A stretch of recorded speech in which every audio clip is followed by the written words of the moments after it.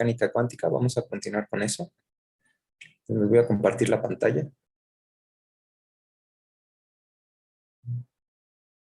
Recording in progress.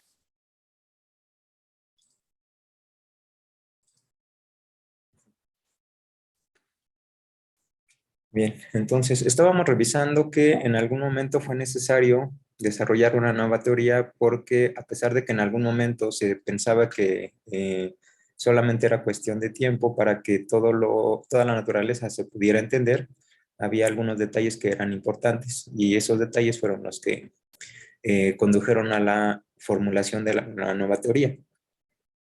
Revisamos un poco lo que es la radiación de cuerpo negro.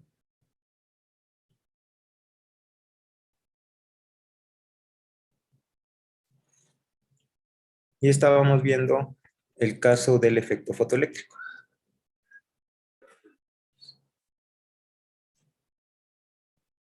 ¿Sí? Este efecto básicamente consiste, como estábamos viendo, nosotros tenemos una placa. Sobre esta placa hacemos incidir radiación y debido a ello, algunos de los electrones que se encuentran en la superficie del metal son expulsados de esta. Ajá. Entonces, con cierto arreglo experimental se puede determinar una cierta corriente. Ajá, y estábamos analizando este experimento y pusimos un pequeño diagrama que consistía básicamente en lo siguiente.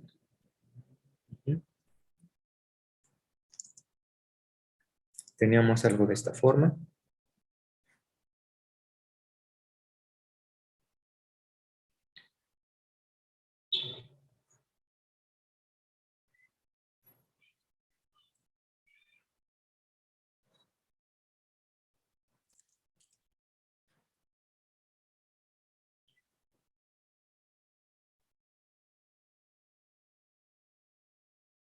Aquí teníamos la fuente de luz que va a emitir y llega a esta placa que está en este extremo.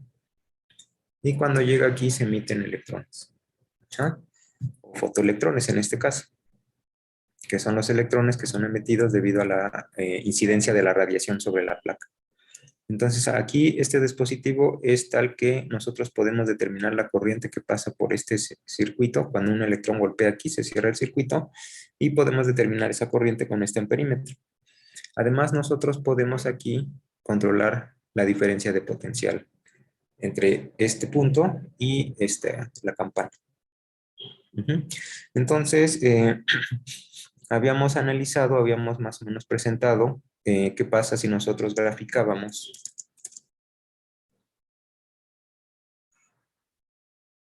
aquí la corriente medida como función de la diferencia de potencial, delta V.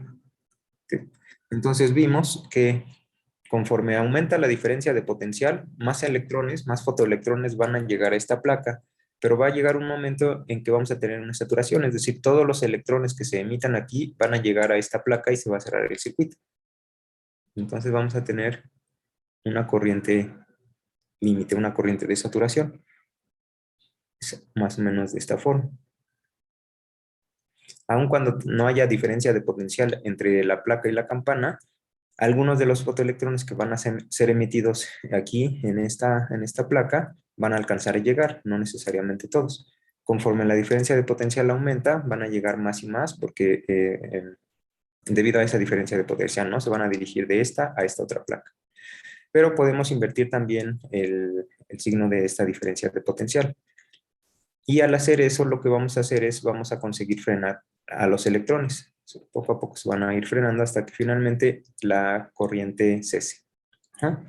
Y aquí, a este punto, este valor de la diferencia de potencial la llamamos V0, que es el potencial de frenamiento.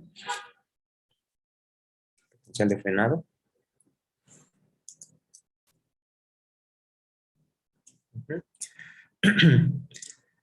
Y luego dijimos, ¿qué pasa si nosotros, o aquí lo que podemos aumentar es la intensidad de la radiación? ¿Qué pasa si aumentamos la intensidad de la radiación? En principio vamos a tener más fotoelectrones, ¿sí? Más electrones que van a ser emitidos. De igual forma vamos a tener una un valor de saturación para la corriente.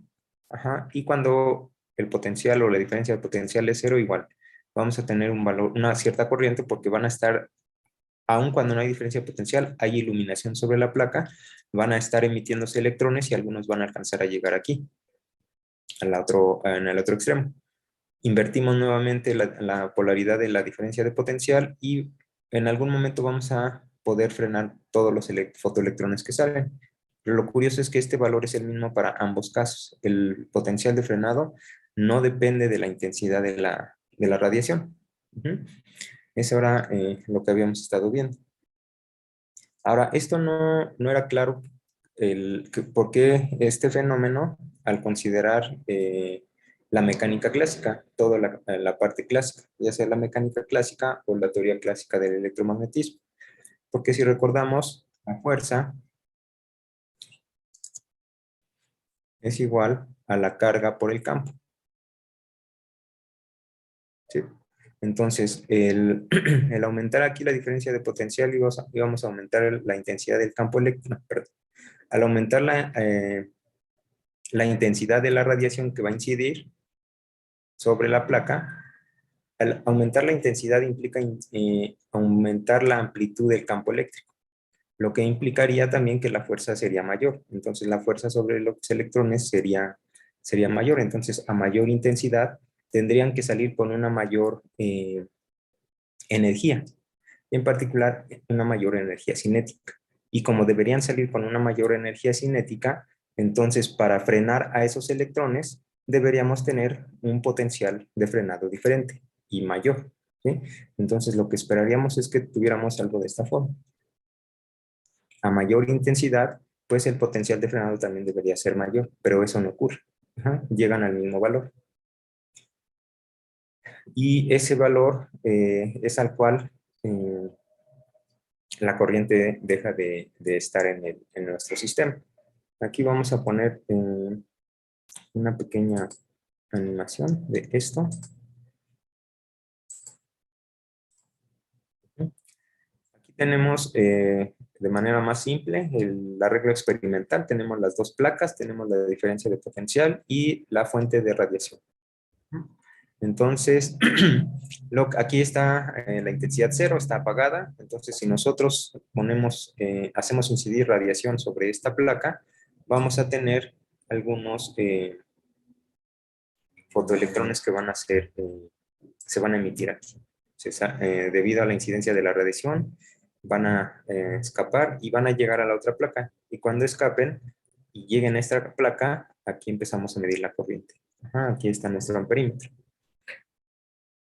Aquí tenemos la gráfica de la corriente medida como función de la diferencia de potencial en aquí. Entonces, aquí no hay diferencia de potencial. Si nosotros aumentamos la diferencia de potencial, pues vamos a tener un aumento, bueno, aquí no se va a notar mucho, pero es un ligero aumento en la corriente. Bueno, y aquí todos los que salen llegan aquí, pero no necesariamente es así, porque algunos salen en dirección arbitraria y algunos se escaparían, ¿no? No necesariamente llegan a esta placa. Entonces, tendríamos algo así.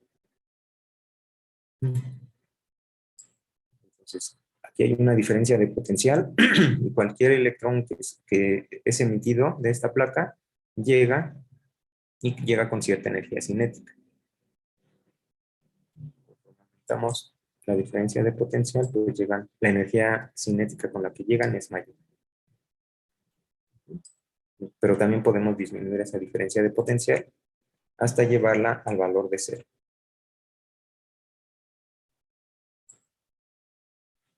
Y podemos cambiar la diferencia de potencial, la polaridad. Entonces,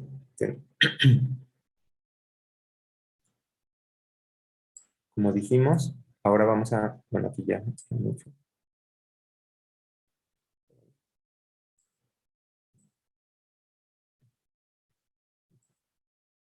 Aquí la diferencia de potencial es menos 0.2 volts. Como vemos aquí en esta animación, hay algunos fotoelectrones que son emitidos que todavía llegan a esta placa. Y esos que llegan a esta placa son los que salen con mayor energía cinética. pero hay algunos que salen con una energía cinética pequeña y debido a la diferencia de potencial que tenemos en esta región, pues van a ser detenidos y van a regresar finalmente a esta placa.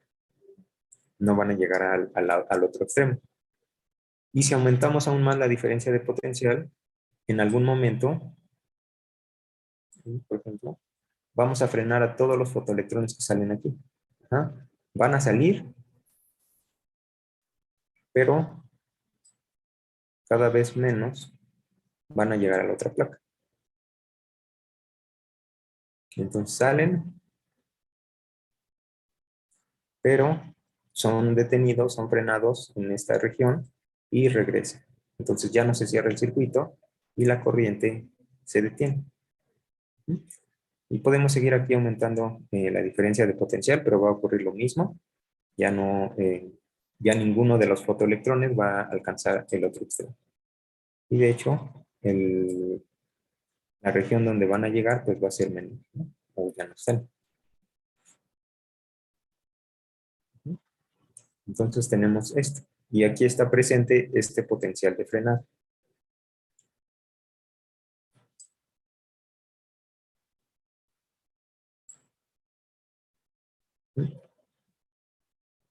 Ahora,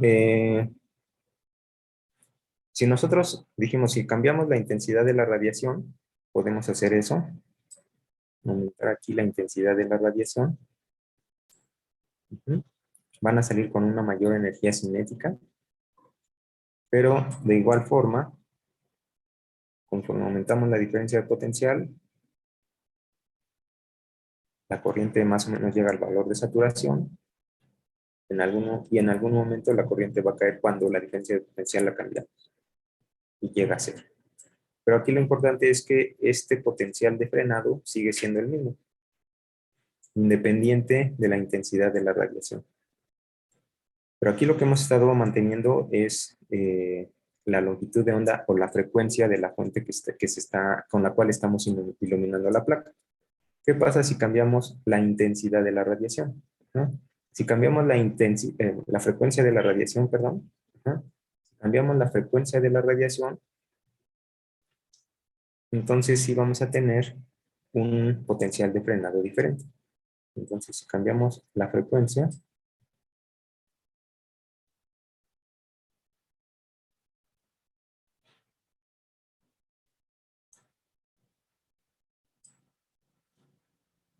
entonces aquí tal vez no es muy notorio, pero el potencial de frenado aumentó, el valor absoluto, ¿no?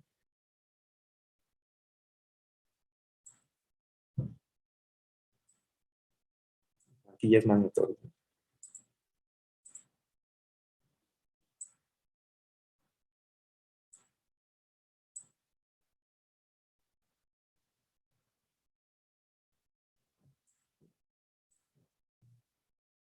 Entonces, el potencial de frenado no depende de la intensidad, pero sí depende de la frecuencia. Como vemos aquí ya es claro, ¿no?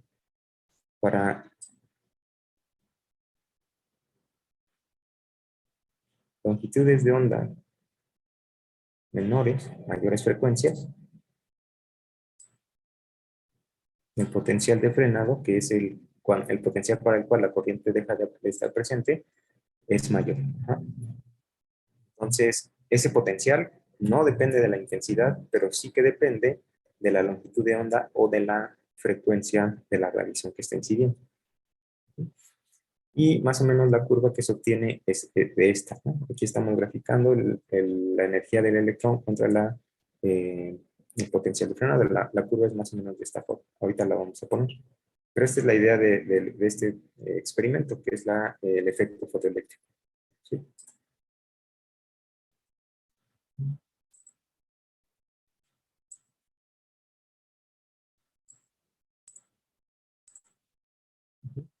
Entonces, si ahora graficamos el potencial de frenado como función de la frecuencia,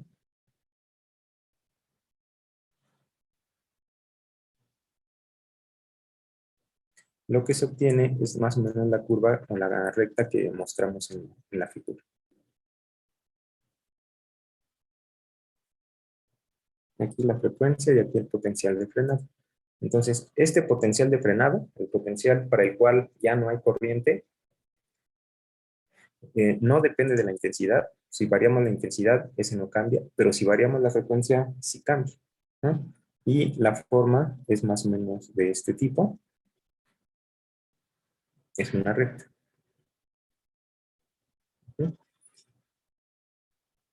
Ahora, lo interesante también es esto, que hay un valor para la frecuencia nu0, debajo de la cual, si hacemos incidir radiación sobre la placa con una frecuencia menor que este valor nu0, ya no hay efecto fotoeléctrico. Deja de haber efecto fotoeléctrico. Sin importar la intensidad, puede ser radiación con una intensidad muy grande, pero si la frecuencia de la radiación está en esta región, ya no hay efecto fotoeléctrico. Y eso también no era claro, ya que si tenemos aquí nosotros nuestra placa y la iluminamos, ¿sí? Entonces, si la radiación con la cual estamos iluminando tiene una frecuencia menor que ese valor, pues la radiación está incidiendo, y clásicamente esperaríamos que el electrón estuviera acumulando energía, hasta que eventualmente tuviera la energía suficiente para escapar.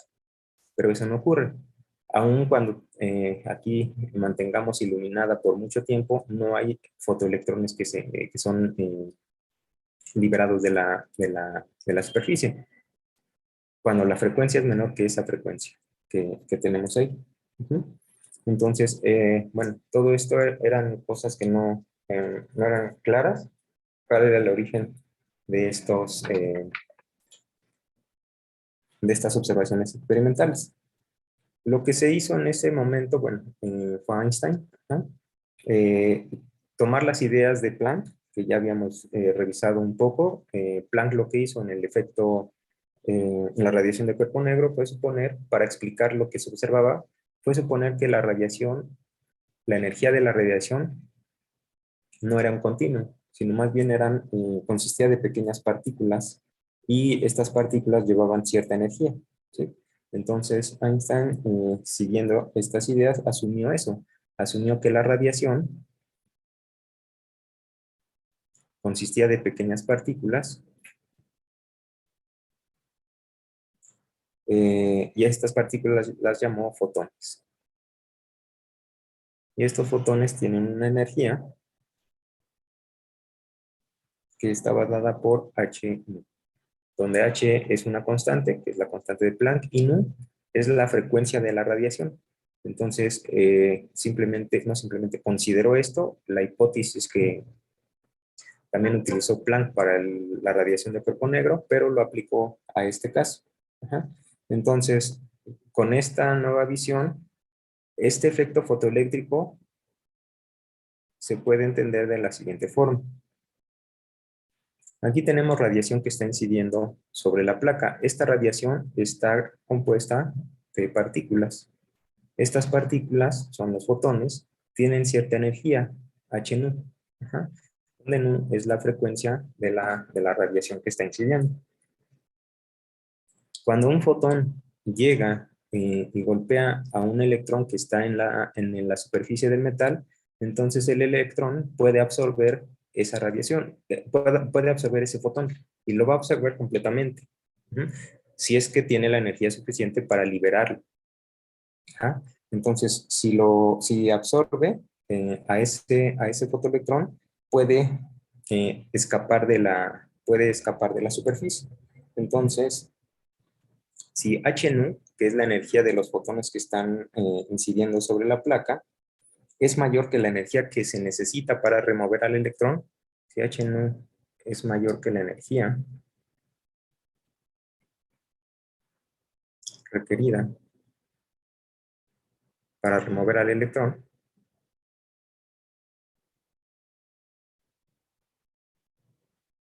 ¿sí? Entonces el electrón va a salir con una cantidad de energía cinética.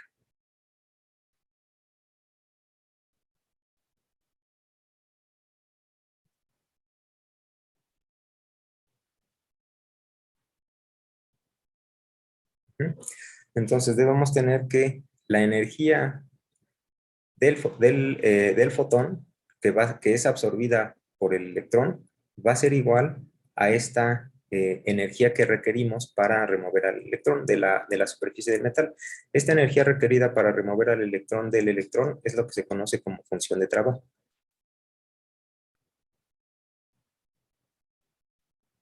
Y se denota por W. Entonces, que la energía requerida para mover al electrón, W, entonces el electrón va a salir con cierta energía cinética. Entonces, el electrón está amarrado a la superficie de metal.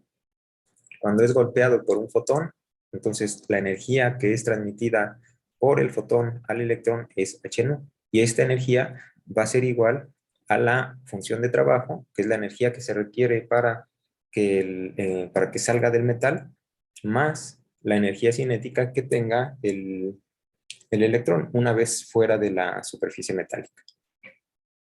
Entonces, esta relación se tiene que cumplir. Ahora, cuando aquí en este ejemplo, en esta pequeña imagen,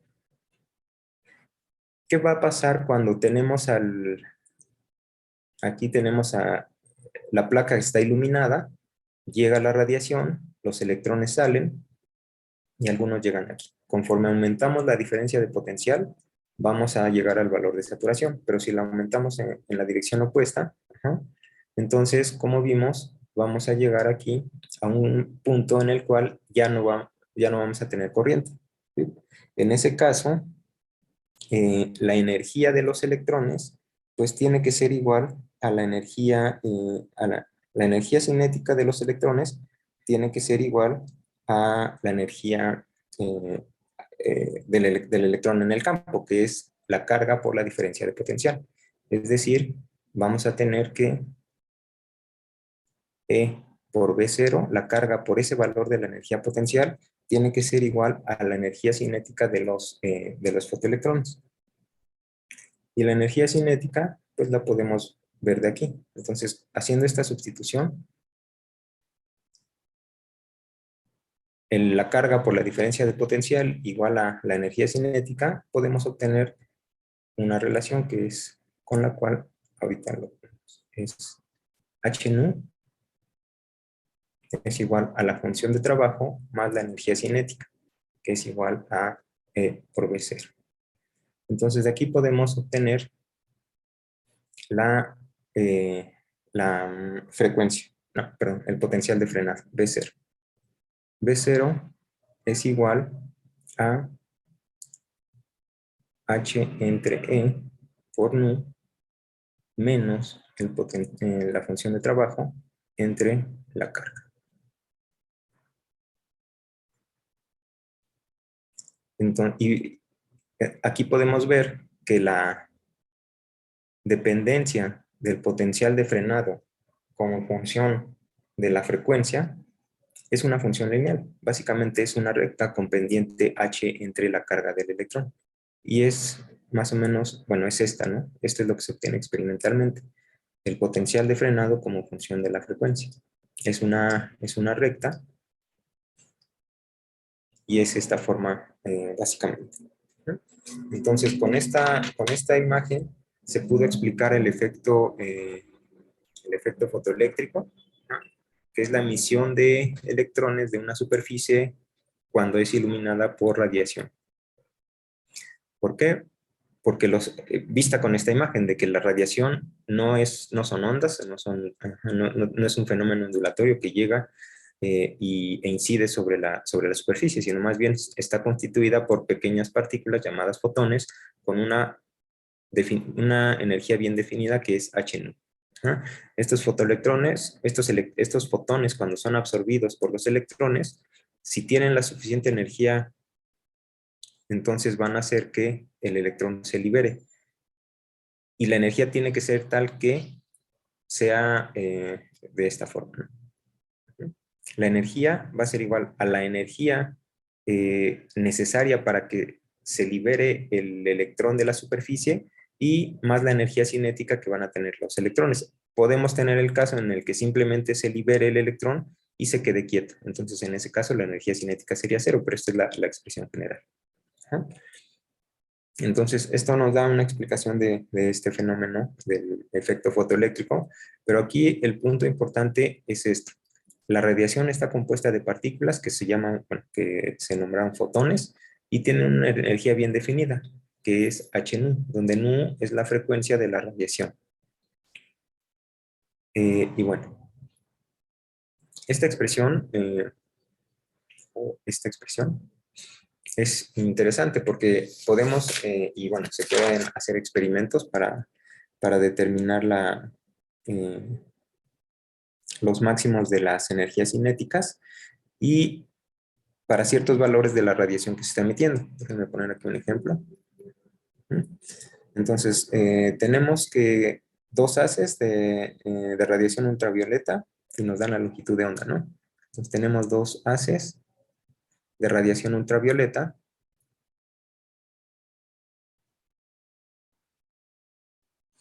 de longitud de onda,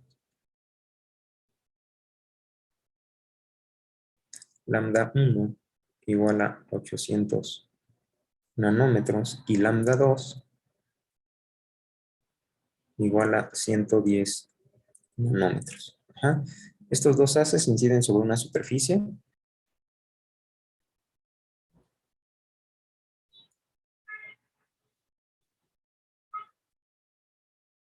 ¿sí? Y producen el efecto fotoeléctrico con energías máximas de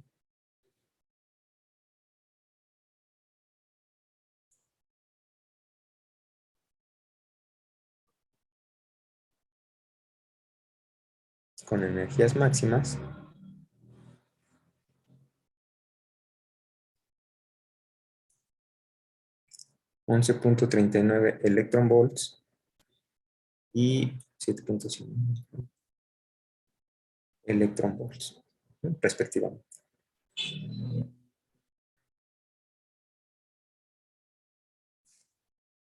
Entonces, este experimento se puede hacer incidir sobre una superficie metálica cierta tipo de radiación, en este caso radiación ultravioleta con dos longitudes de onda de 800 y 110 nanómetros, ¿sí?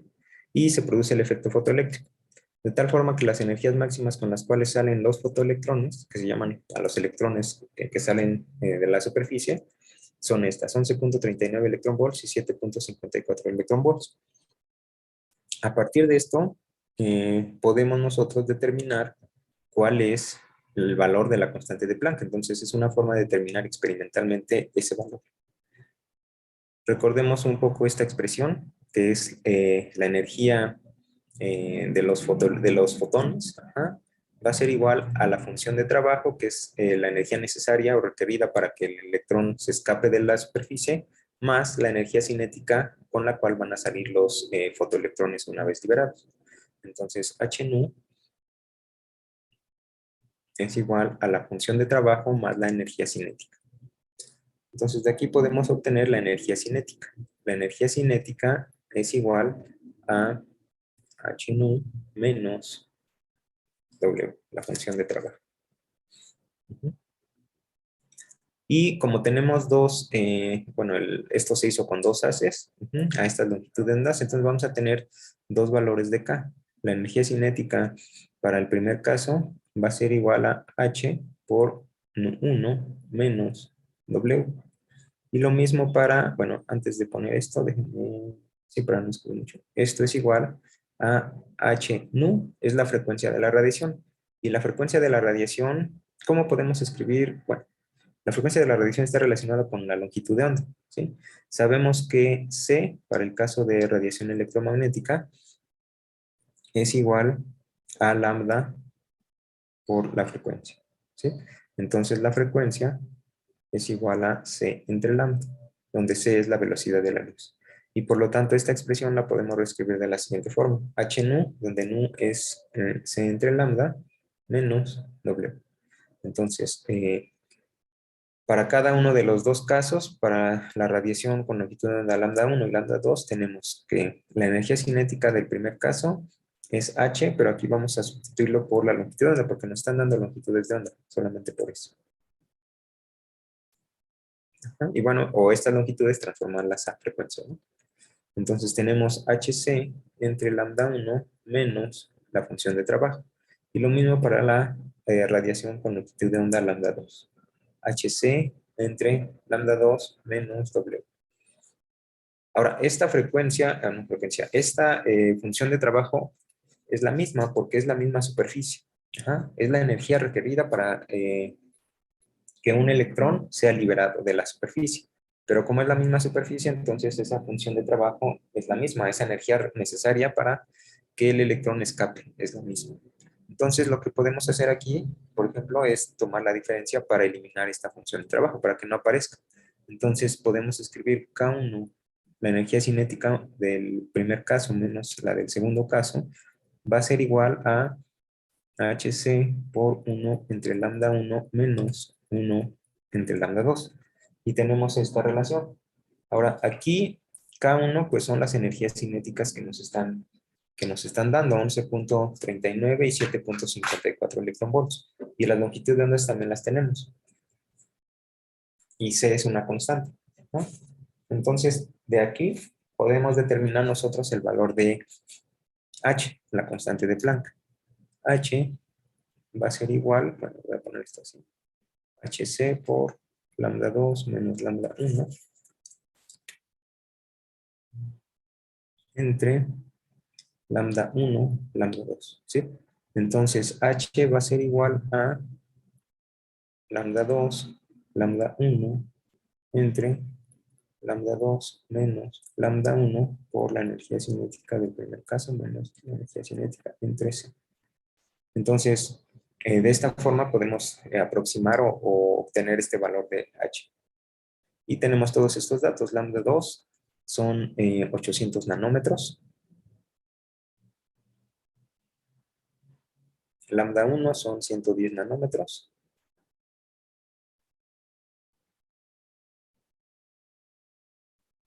Y la diferencia, 800 nanómetros menos 110 nanómetros. Y multiplicado por esta diferencia de energías cinéticas. Aquí tenemos estas energías cinéticas electronvolts, entonces necesitamos transformarlas a joules, ¿sí? Y para eso sabemos que un electronvolt es igual a 1.602 por 10 a la menos 19 joules. Entonces, con este factor de conversión podemos obtener, bueno, transformar estos electronvolts a joules. Pero vamos a ponerlos así directamente aquí y ponemos aquí el factor de conversión, porque esta es una diferencia. Entonces, la energía cinética del primer caso es 11.39 y del segundo caso 7.154. Y todo esto es en electronvolts. Ajá. Entonces, para dejarlo en unidades de joules, simplemente aquí multiplicamos por la unidad o el factor de conversión.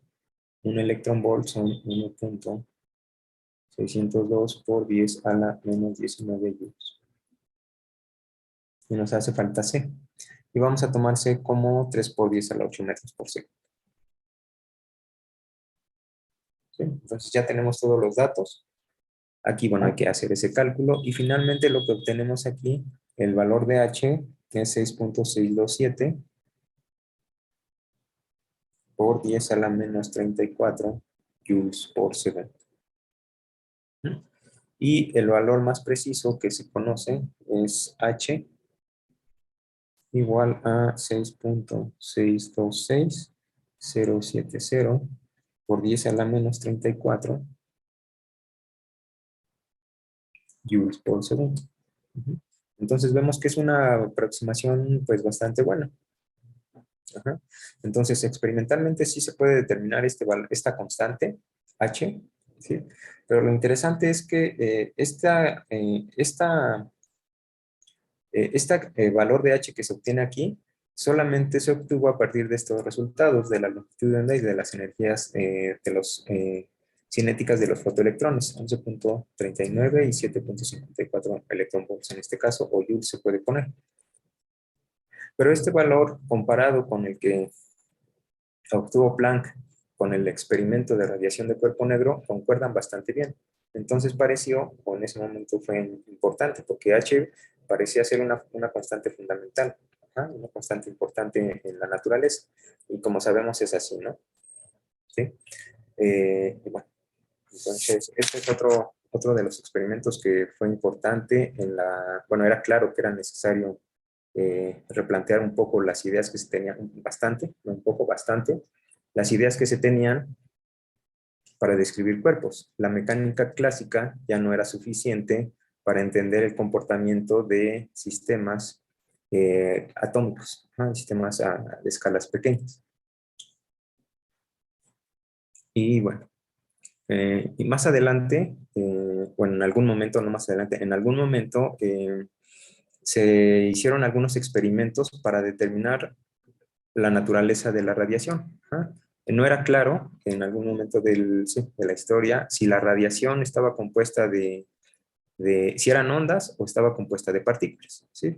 Y hay un experimento famoso que es el experimento de Jung.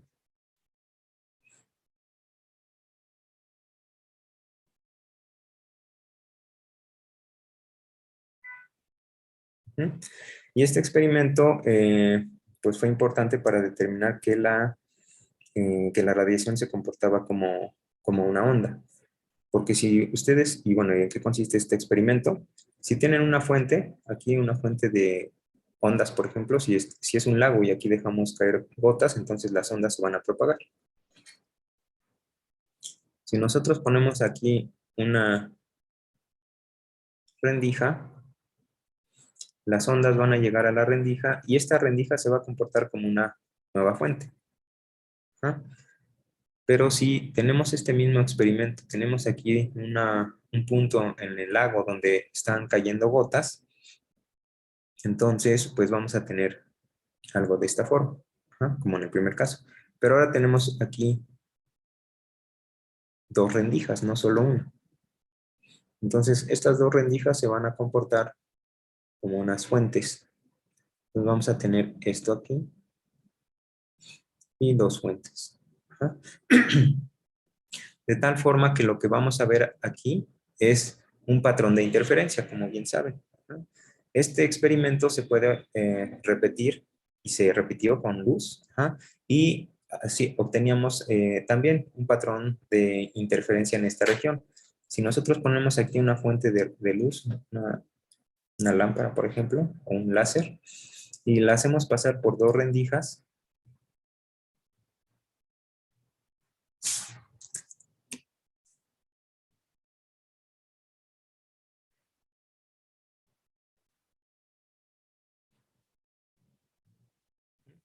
y aquí ponemos una pantalla,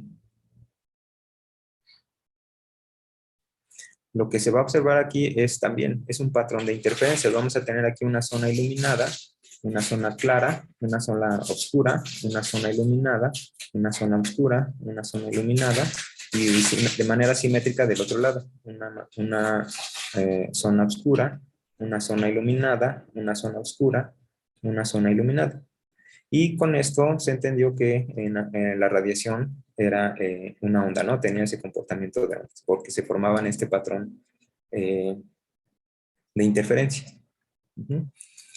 Ahora, esto fue antes de todos los experimentos o de todo el estudio del efecto de la radiación de cuerpo negro y del efecto fotoeléctrico. Con estos nuevos experimentos, en el caso del el efecto fotoeléctrico y la radiación de cuerpo negro, parecía que era necesario considerar a la radiación como partículas, que eran los fotones, ¿sí? Entonces teníamos el caso que la radiación tenía una naturaleza de partículas, corpuscular. Y estos corpúsculos eran los fotones, ¿no?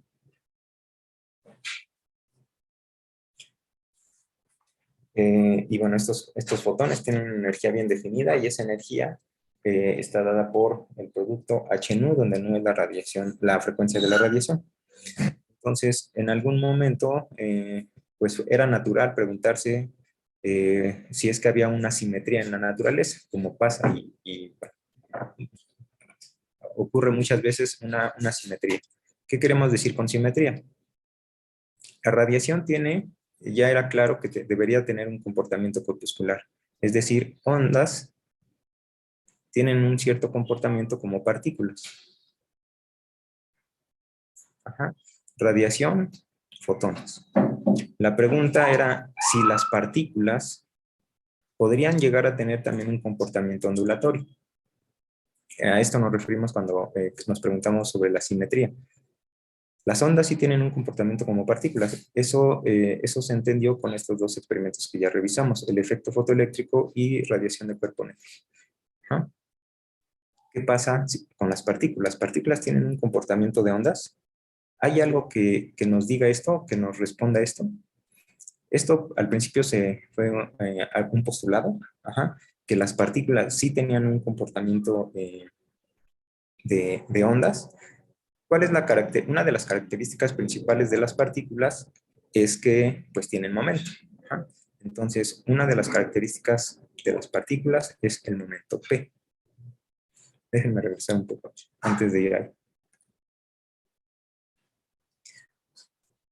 Las ondas tienen comportamientos o tienen cantidades que las definen completamente. Una de ellas es la frecuencia, ¿sí? O la longitud de onda, que están relacionados. Entonces, a estas ondas les estamos asignando un comportamiento de partículas a través de la expresión que presentó Einstein como h nu. Las ondas o las partículas, el comportamiento de partículas de las ondas, estas partículas están caracterizadas por una energía que es el producto H por nu, ¿sí? Donde esta energía es una característica importante de partículas. Otra característica importante de las partículas es el momento. Entonces la pregunta era si estas partículas podrían tener un comportamiento ondulatorio. Y esto fue considerado por Louis de Broglie, quien propuso efectivamente eso, que la materia, las partículas deberían tener un comportamiento de ondas. Entonces, Louis de Broglie en 1924 propuso eso, ¿no?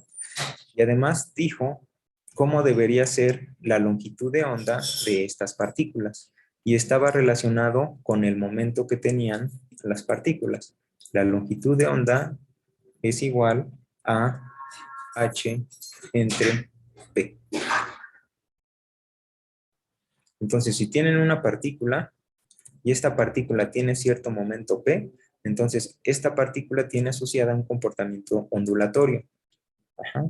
¿Cuál es la longitud de onda de esta onda? Está dado por esta relación, la longitud de onda de Broglie. H, la constante de Planck, entre P, el momento de la partícula. Y con esto cerramos esa simetría. Las ondas tienen un comportamiento de partículas, en este caso la frecuencia de las ondas nos da la energía de las partículas, H nu. También, y de regreso, las partículas tienen asociado un comportamiento ondulatorio con la longitud de onda dada en términos del momento de estas partículas, que es h entre p, y esto es lo que se conoce como la relación de De Broglie.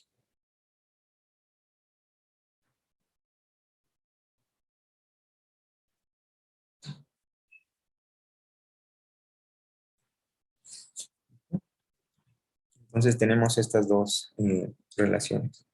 La energía es h nu. Nu está relacionado con comportamiento ondulatorio, con la parte corpuscular. Ajá. Y por el otro lado, P es igual a, de esta relación podemos escribir que P es H entre lambda. H entre lambda. Entonces, estas dos partes son comportamientos ondulatorios y estas dos cantidades son comportamientos de partículas. Ajá, energía y momento. Entonces cerramos ese comportamiento dual, ajá, de la materia. Ondas como partículas, partículas como ondas. Y eso, bueno, esto fue, pues fue nuevo, fue difícil de demostrar, pero eventualmente se hicieron algunos experimentos que uno de ellos es bastante famoso, seguramente lo conocen. Ajá. Eh, Aquí lo que dijimos, este experimento nos ayuda a determinar si la naturaleza, aquí en este ejemplo de la radiación, era una onda. ¿Por qué nos ayuda? Porque si presenta un patrón de interferencia, necesariamente vamos a tener aquí que la naturaleza es ondulatoria, la naturaleza de la radiación en estos ejemplos, ajá, porque está presentando este patrón de interferencia. Pero ¿qué pasa si hacemos eso? Repetimos ese experimento. Ajá. Tomamos dos rendijas.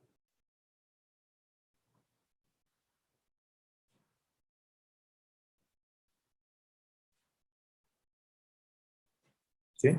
Pero si ahora, en lugar de hacer incidir radiación, luz, ajá, hacemos incidir partículas, ajá, partículas, electrones, por ejemplo. Ujú. Entonces, ¿qué es lo que esperaríamos de manera clásicamente? Ajá. Pues que los electrones que inciden sobre esta placa, pues algunos pasen y algunos simplemente sean absorbidos aquí. Ajá. Entonces, si nosotros ponemos una placa detrás de estas dos rendijas, pues deberíamos ver un patrón. Aquí esto sería la placa, donde van a incidir los electrones. Entonces veríamos una acumulación de electrones en esta región, porque golpean, son los que pasan las rendijas. Y lo mismo aquí. Eso es lo que se esperaría clásicamente. Ujú. Sin embargo, lo que se observa experimentalmente es completamente diferente.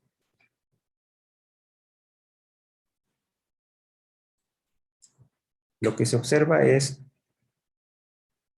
sí hay puntitos que indican las zonas donde golpean los electrones,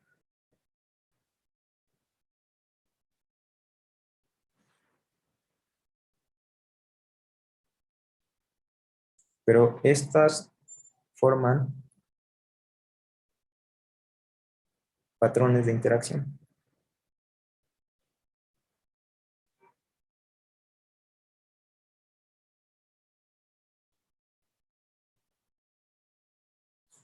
¿Sí? Entonces hay zonas donde van a golpear más los electrones y hay zonas donde simplemente no va a haber incidencia de electrones.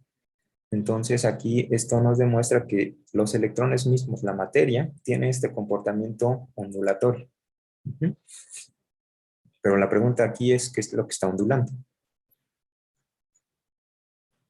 ¿Y qué es lo que está ondulando?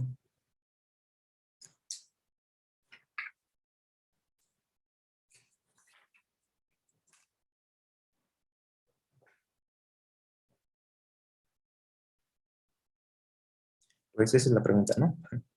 Entonces vamos a continuar, pero este también fue un experimento clave y bueno, ya se hizo, ya se realizó. Y bueno, algunas pues posibles explicaciones que se dio a esto, porque realmente no se tenía claro que la materia tuviera ese comportamiento ondulatorio, es que probablemente pues era complicado. Bueno, lo que se hace en el experimento es que se tiene una fuente de electrones, un filamento, este filamento emite electrones y se emite todo un conjunto de electrones, ¿no? Entonces salen muchísimos electrones. Entonces, pues en algún momento se pensó que tal vez aquí los electrones interactuaran entre ellos mismos y esa interacción entre los electrones generaba este patrón de interferencias. Ajá. Pero esto se desechó porque en algún momento fue posible enviar un electrón tras otro, un electrón tras otro. Entonces mandaban un electrón, esperaban a que llegara a la pantalla y llegaban a algún punto. Después, ya que era detectado, mandaban al siguiente y llegaba a algún otro punto. Pero esperaban a que llegara y mandaban otro. ¿Ah? Pero bueno, este experimento duraba más, claro, porque había que esperar a que los electrones se detectaran en la pantalla. Finalmente, después de un tiempo suficiente, se observa este patrón de interferencia, se restablece, ajá, aún mandando o enviando electrón tras otro, un electrón tras otro. Entonces, esta posibilidad de que el patrón de interferencia fuera debido a que los electrones entre ellos estaban interactuando y eso generaba esto, se desechó. ¿Sí? Entonces, pues es la naturaleza misma del electrón. Ajá. que está formando este patrón de interferencia aquí. Y entonces se confirmó esta simetría de la naturaleza en la naturaleza. La radiación tiene un comportamiento de partículas, pero también las partículas tienen un comportamiento de ondas. Pero bueno, nuevamente aquí estaba la pregunta, ¿no? ¿Qué es lo que está ondulando?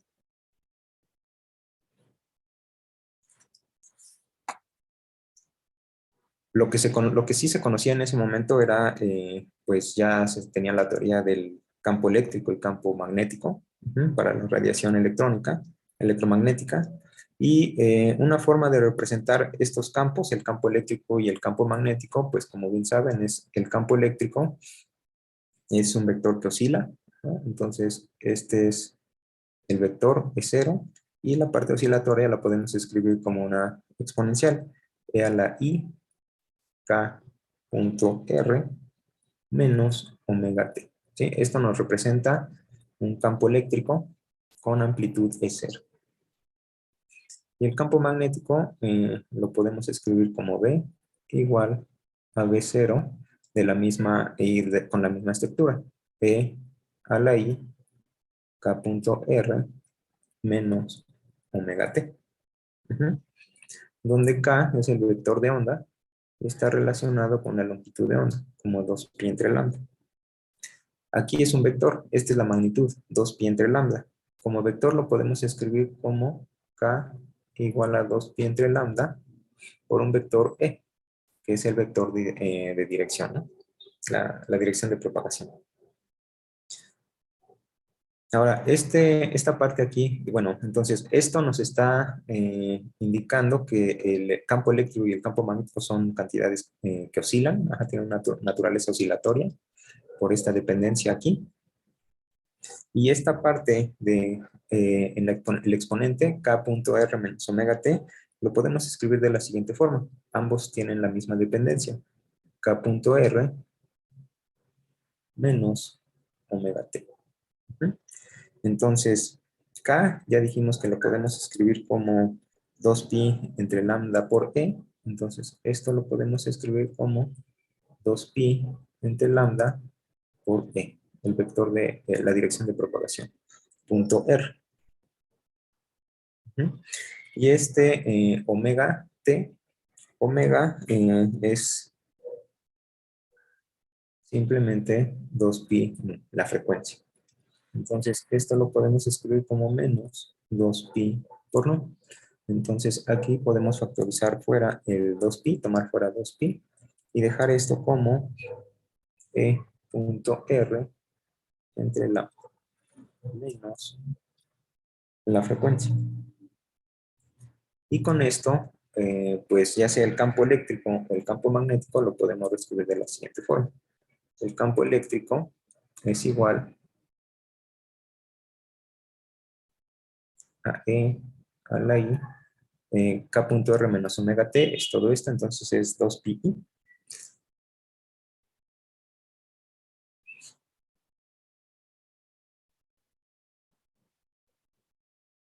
por E.R entre lambda menos 1. Ese es el campo eléctrico. Y de igual forma para el campo magnético. El campo magnético, haciendo exactamente la misma sustitución, podemos poner aquí su expresión, ¿no? Pero es completamente equivalente. Entonces, podíamos, o teniendo esto como guía, podemos tratar de escribir algo para el caso de las partículas. Como ya vimos, las partículas también tienen una naturaleza ondulatoria. Con la longitud de onda de estas partículas dada por h entre p, donde p es el momento de las partículas. Entonces vamos a tratar de escribir una función que nos esté describiendo a estas partículas. Y esta función la vamos a llamar phi. Phi va a depender de una dependencia de RT.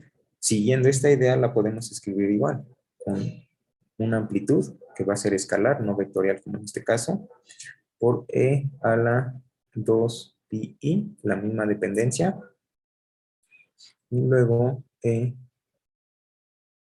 punto R entre lambda. menos la frecuencia por t. Ujú. Pero si recordamos nuevamente la relación de de Broglie, lambda es h entre p. Con lambda igual a h entre p, esto nos queda como A0 por e a la 2 pi por i por e punto r, y 1 entre lambda es p entre h menos.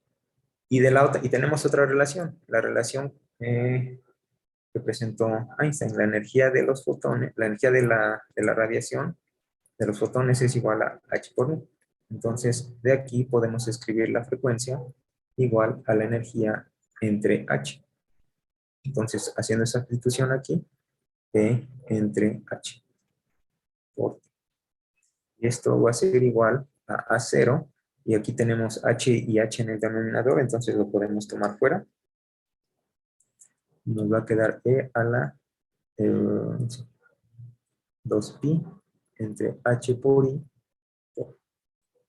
Aquí tenemos e es la dirección en la cual se está propagando, que va a ser cuando multiplicamos, este es un vector unitario que nos da la dirección de propagación, y p es la magnitud del momento. Entonces podemos definir p como la magnitud por la dirección de propagación.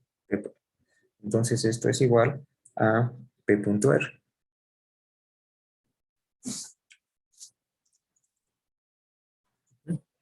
Y aquí menos et.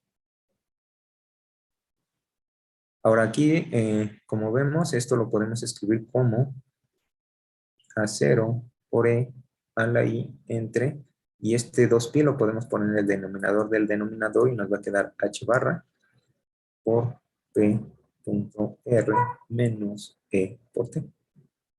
Entonces aquí lo que hicimos fue seguir esta idea de un campo eléctrico y un campo magnético que tienen una naturaleza ondulatoria para describir una función que nos diera o con la cual estamos tratando de describir este comportamiento ondulatorio de las partículas, y obtenemos, usando la relación de Broglie y la expresión para la energía, llegamos a esta ecuación para esa función. Ahora la pregunta es, ¿hay alguna ecuación que determine o que guíe a esta función? Entonces vamos a considerar ahora eso. Entonces vamos a tomar, por ejemplo, la parcial de esa función con respecto a t. Esta función la voy a copiar.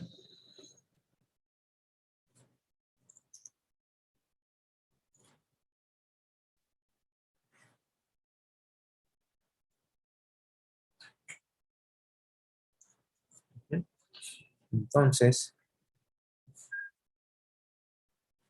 si tomamos la parcial de esta función con respecto al tiempo, el tiempo solamente aparece aquí.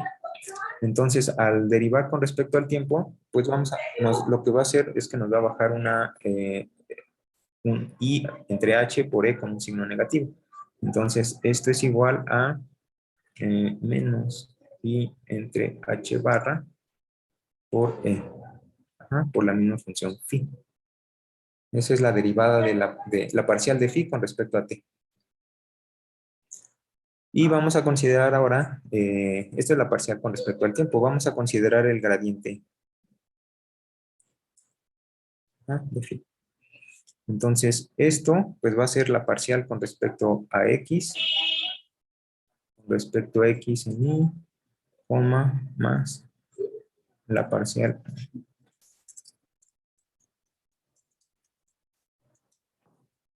aquí es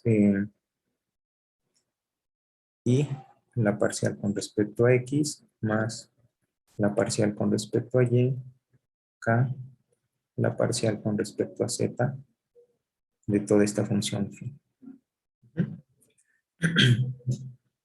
Ahora las parciales, bueno, esta dependencia de x, y, z está aquí en R. R es el vector de posición. Entonces, aquí en el exponente vamos a tener algo de esta forma. Esto es igual a A0 por E a la I entre H por Px por X más Py por Y más Pz por Z menos E por T. Ujú. Entonces, cuando se toma la parcial con respecto a X, vamos a tomar, va a aparecer este término.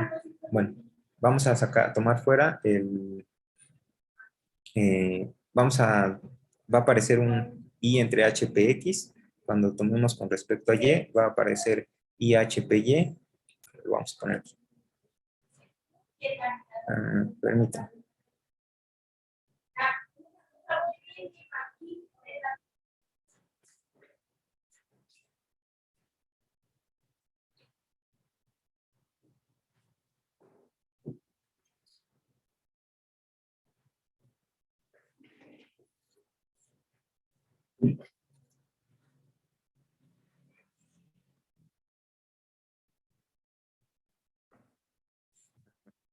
Entonces, cuando tenemos esto,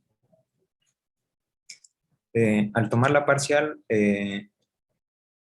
va a ser, vamos a derivar el exponente y cuando tomamos la parcial con respecto a x, vamos a bajar un i entre hpx y va a quedar la misma función. Entonces va a ser la función phi por i de x más j de y más k de z. Ajá, solamente estamos bajando, bueno, y por i entre h, ¿no? I entre h en todos los casos. Entonces, esto es cuando hacemos esta operación. Vamos a hacerla nuevamente. Entonces, vamos a tomar el laplaciano de phi. Y esto, pues, va a ser exactamente lo mismo. Va a bajar dos veces esto y también el i entre h. Y lo que vamos a tener es, bueno, esto es p, ¿no? Déjenme reescribir aquí. Este es el vector p y entre h por el vector p y luego por phi. Entonces, al hacer nuevamente esa operación, pues vamos a bajar nuevamente un i entre h y también un p y vamos a mantener la función. Entonces, esto es i entre h por p al cuadrado por phi. Y esto nos queda, y por i es menos 1 entre h cuadrada por p cuadrado. Entonces, tenemos estas dos pues, relaciones. Ahora, ¿para qué las calculamos? Vamos a suponer que se sigue cumpliendo que se sigue manteniendo la ecuación que conocemos de la energía de una partícula, donde solamente tenemos la partícula que tiene un cierto momento. Entonces la energía es igual a P cuadrada entre 2m, ¿sí? Simplemente la energía. Y vamos a sustituir estas cantidades que tenemos aquí, porque de esta relación podemos obtener una expresión para la energía. La energía es igual a h barra entre i, con signo menos, a por 1 entre phi por la parcial con respecto al tiempo de phi. Pues ya tenemos una expresión para la energía y de aquí también podemos obtener una expresión pero para el cuadrado del momento. Entonces, p cuadrada es igual a menos h cuadrada, bueno, aquí nos faltó phi, ¿no? Porque aquí tenemos menos h cuadrada, p cuadrada, phi, sí, me faltó. Entonces, p cuadrada es h cuadrada con el signo menos y luego el laplaciano de phi entre phi. ¿Sí? Entonces vamos a discutir esas dos ecuaciones en esta relación de la expresión para la energía. La energía va a ser igual a menos h barra entre i por 1 entre phi por la parcial con respecto al tiempo de phi. Y eso va a ser igual a 1 entre 2m por p cuadrada, pero p cuadrada es esto. Menos h cuadrado, la laplaciano de phi entre phi. ¿Ah? Y aquí, bueno, el menos y el menos se nos va. Y también las funciones del denominador. Y esto lo podemos escribir de la siguiente forma. Sí. Tenemos h cuadrada entre 2m es menos h, y aquí, bueno, h entre i por la parcial con respecto al tiempo de phi. Este término lo pasamos del otro lado. Y más 1 entre 2m h cuadrada por el laplaciano de phi igual a 0. Ahora aquí podemos simplemente multiplicar y dividir por i. Entonces i por i es menos. Entonces nos va a quitar este menos y el del numerador se queda tal. Entonces esto nos queda de la siguiente forma. I h por la parcial con respecto al tiempo de phi más 1 entre 2m por h cuadrada por el laplaciano de phi. Esto es básicamente la ecuación de Schrödinger dependiente del tiempo para la función de onda, para la función phi, que ahorita no dijimos, no sabemos qué es. Solamente dijimos que siguiendo la idea de la forma de las expresiones para el campo eléctrico y el campo magnético, que son funciones oscilatorias, escribimos algo equivalente para el caso de las partículas, ¿sí? Con la misma idea, expresión, forma general, una amplitud y la parte oscilatoria. Esto es vectorial, esto es escalar. ¿Ah?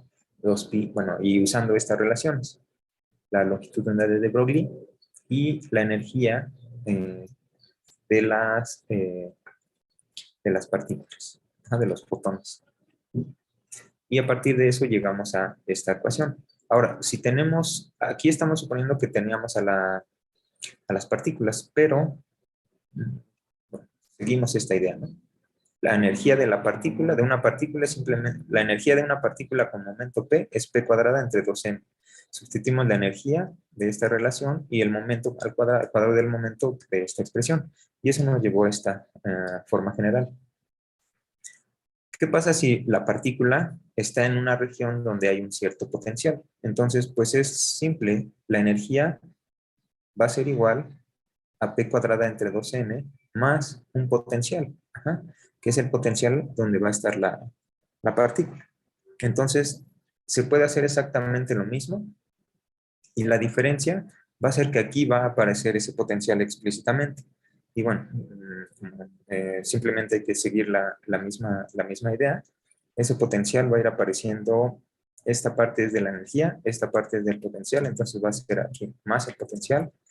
Y después lo que hicimos fue tomar todo esto del lado, quitamos el menos y después lo movimos h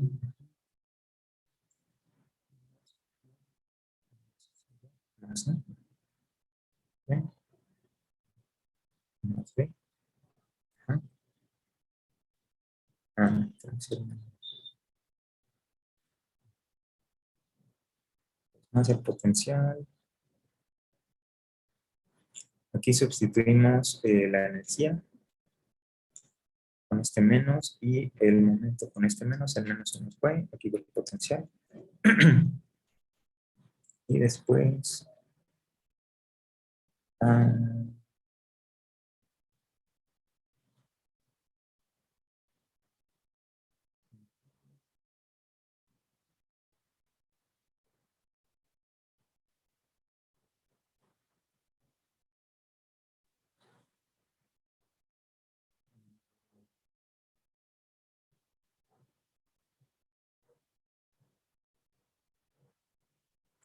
sí, aquí tiene que ser, bueno, la forma general, la fórmula final, bueno, la ecuación final a la que tenemos que llegar es IH, la parcial con respecto al tiempo de phi, más 1 entre 2m por h cuadrada por el laplaciano de phi, y aquí tiene que ser menos el potencial. Igual a 0. Mm, No, está bien. Está bien. Entonces, esta es la expresión cuando tenemos presente un potencial. Entonces, la ecuación que va a gobernar mm, este sistema, las partículas, pero con este comportamiento dual, es esta, ¿no? Que esta es la ecuación de Schrödinger, dependiente del tiempo para una partícula que está en una región de un potencial. Nuevamente salió de esta idea, ¿no? Considerando que el campo eléctrico y el campo magnético tienen esta naturaleza ondulatoria y por lo tanto, pues seguimos esa misma, esta guía. Llegamos a esta ecuación para la función phi. Pero hasta ahorita no sabemos quién es phi, solamente supusimos que tiene la misma estructura que el campo eléctrico o el campo magnético y la ecuación que debe obedecer es esta.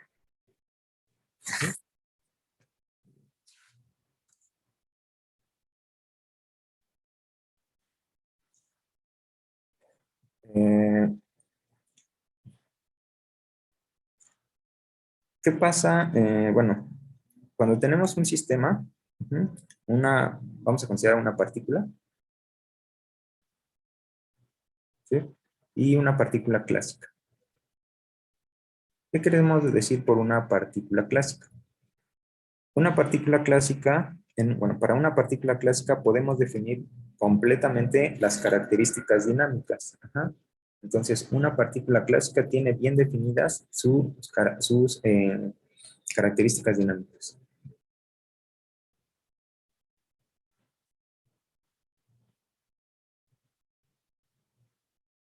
¿Qué queremos decir por estas características dinámicas?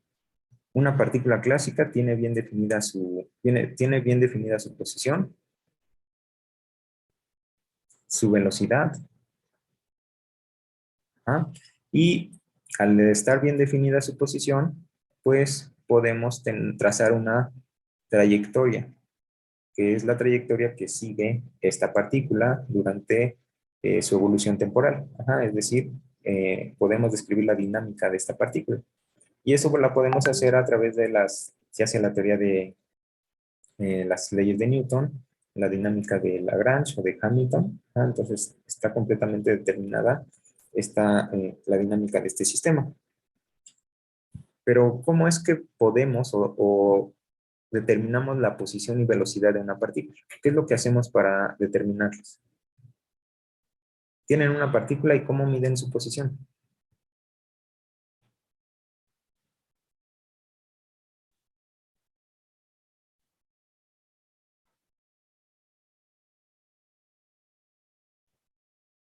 En relación al marco de referencia. Ajá, bueno, sí, si tienen una partícula, tienen que determinar un sistema de coordenadas, un marco de referencia, ajá, y a partir de esto determinan la posición, el vector de posición. Ajá. Eh, pero, por ejemplo, cuando va un auto en la carretera, ¿cómo determinan la velocidad que lleva el auto? ¿Cómo sabe un policía que el conductor ya pasó el límite de velocidad? ¿O cómo determinan la posición de un avión en un aeropuerto?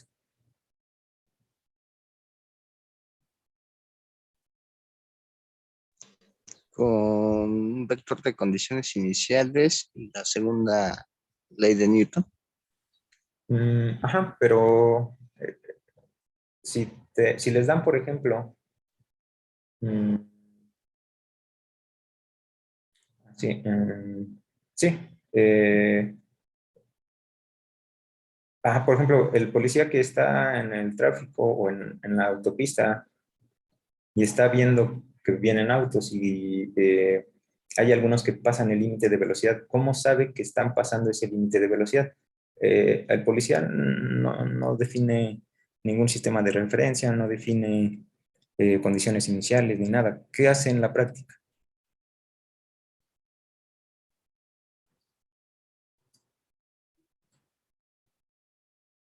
Es un detector con el que manda un una pequeña radiación hacia el objeto y rebota, ¿no?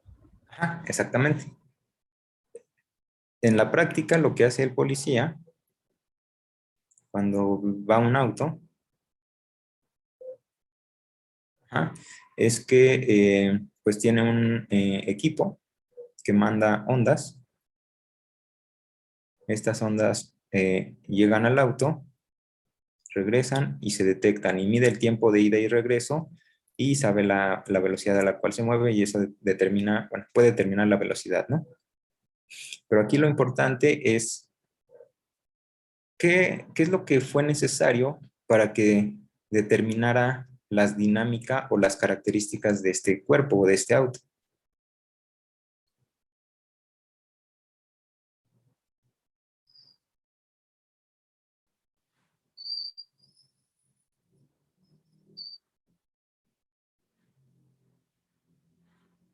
Es necesario que haya una interacción, ¿no? Que para el proceso de medir implica interactuar con el sistema que se quiere medir.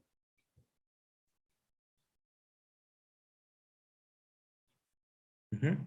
¿Cómo está interactuando? Pues a través de esta radiación o estas ondas sonoras que manda. Ajá.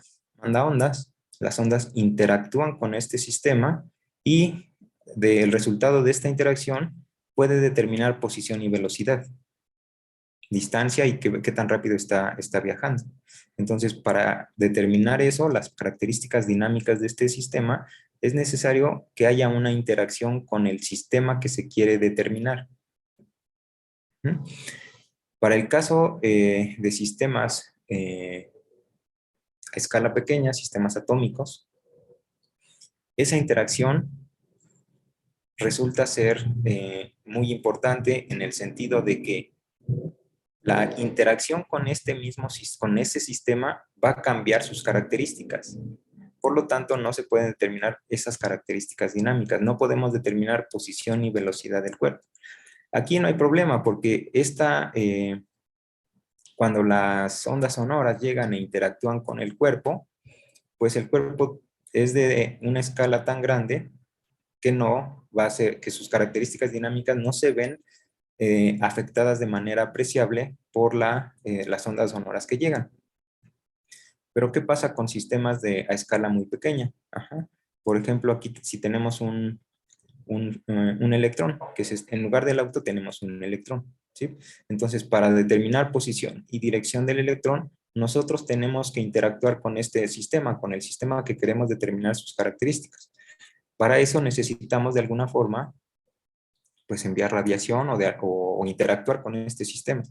Pero al hacer esto, una vez que la radiación interactúa con el electrón, pues el electrón va a modificar sus características, su dinámica. Entonces, el hecho mismo de estar interactuando, de estar haciendo mediciones, va a hacer que las características dinámicas se modifiquen, cambien. Entonces, no las podemos determinar no, de manera única, ¿sí? A diferencia del caso clásico. En el caso clásico, podemos determinar posición y velocidad del cuerpo y su evolución temporal. Eso define una trayectoria aquí y podemos mm, encontrar, como bien dicen, esta trayectoria en este espacio usando la teoría clásica. Aquí no, aquí es muy diferente. La misma interacción, el mismo proceso de medición de esas características las va a modificar. Entonces no podemos determinar ni la posición ni la velocidad. Estas características dinámicas no las podemos determinar. La velocidad no está definida ni la posición está completamente definida. Ujú. Y no es un problema de la forma de medición, es un problema fundamental, porque el mismo hecho de medir está afectando al sistema que queremos medir. Ujú. Entonces, en el caso clásico, como bien mencionaron, por ejemplo, si tenemos una partícula, ajá, y sobre esta partícula actúa una fuerza, y esa fuerza vamos a suponer que es de la forma menos k por x, ajá, ley de Hooke. Entonces, el potencial es igual a un medio de k por x al cuadrado, como sabemos.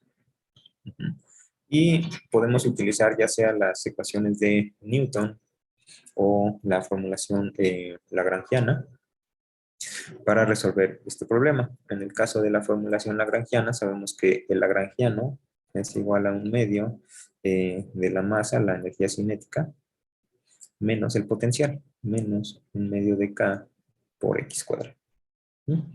El momento de esta partícula se determina como la parcial con respecto a X punto, y la parcial con respecto a X punto solamente aparece aquí, entonces es MX punto, ¿sí? Por lo tanto, X punto es igual a P entre M. Y aquí podemos ir de la formulación lagrangiana a la formulación hamiltoniana con la transformación de Legendre que habíamos mencionado en el caso de termodinámica. Es igual a PQ punto menos L. Donde Q punto es X, ¿no? Entonces, esto va a ser igual a Px punto menos el lagrangiano, y el lagrangiano ya lo tenemos aquí, menos un medio de m por x punto al cuadrado más un medio de k por x al cuadrado. Y x punto es p entre m. Entonces, esto es igual a x punto es p entre m, entonces aquí vamos a tener p cuadrada entre m, p cuadrada entre m menos un medio de m por x punto, y x punto nuevamente es p entre m al cuadrado más un medio de k por x al cuadrado. Y esto es igual a p cuadrada entre m menos, aquí vamos a tener p cuadrada entre m cuadrada, entonces con este m es p cuadrada entre m menos un medio de p cuadrada entre m más un medio de k por x al cuadrado. Entonces aquí tenemos p cuadrada entre m menos un medio de p cuadrada entre m, es un medio de p cuadrada entre m más un medio de k por x al cuadrado, que es simplemente el hamiltoniano, ¿no? La energía cinética más la energía potencial. Y pues resolver esto es más o menos directo. Usando las ecuaciones de Hamilton, nos queda que P punto es igual a menos la parcial del hamiltoniano con respecto a X. Y el hamiltoniano es esto, X solamente aparece en la parte del potencial, y la parcial con respecto a X es simplemente Kx, con el signo menos, menos K por X. Y por otra parte, X punto es igual a la parcial del hamiltoniano con respecto a P. El hamiltoniano solamente depende de P explícitamente en la parte de energía cinética.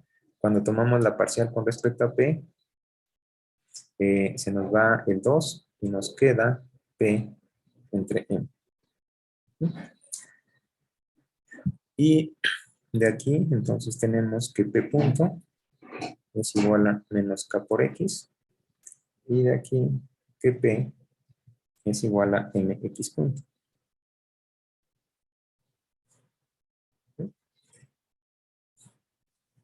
Entonces,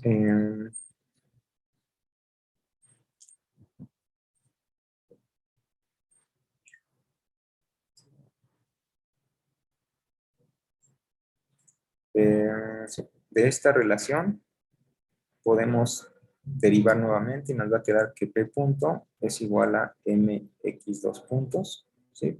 Y P punto aparece aquí, por lo tanto nos queda que MX2 puntos es igual a P punto, y P punto es menos K por X.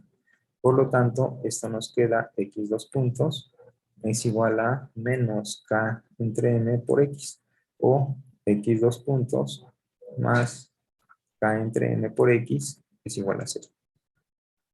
¿No? Que es la ecuación de un oscilador armónico. Y tiene que ser así, ¿no? Porque el potencial es un potencial de oscilador armónico, K por X cuadrado.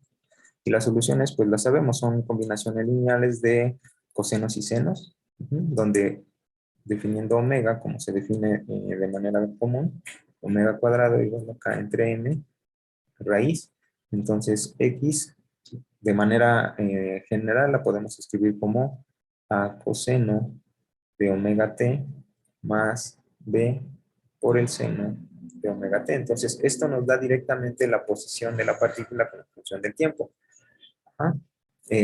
Bueno, salvo constantes que aparecen aquí, que se determinan por condiciones iniciales, y la velocidad también. La velocidad la podemos tomar o obtener derivando con respecto al tiempo.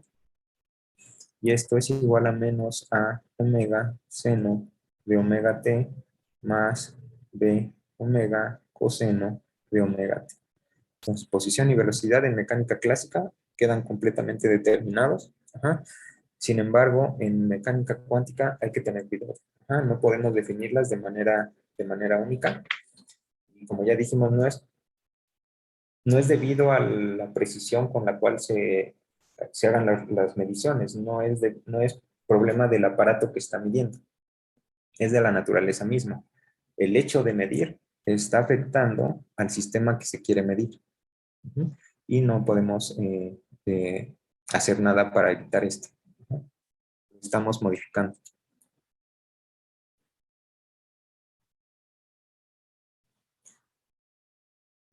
Y bueno, vamos a ver algunos postulados bueno, vamos a ver los postulados de la mecánica cuántica, ¿no? Entonces, los postulados son 5 y los vamos a poner aquí. El primero de ellos nos dice que el estado físico de un sistema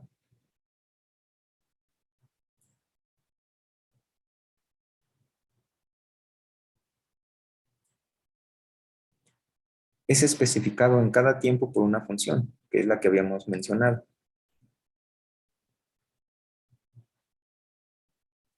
En cada tiempo por una función. Y esta función tiene toda la información que necesitamos.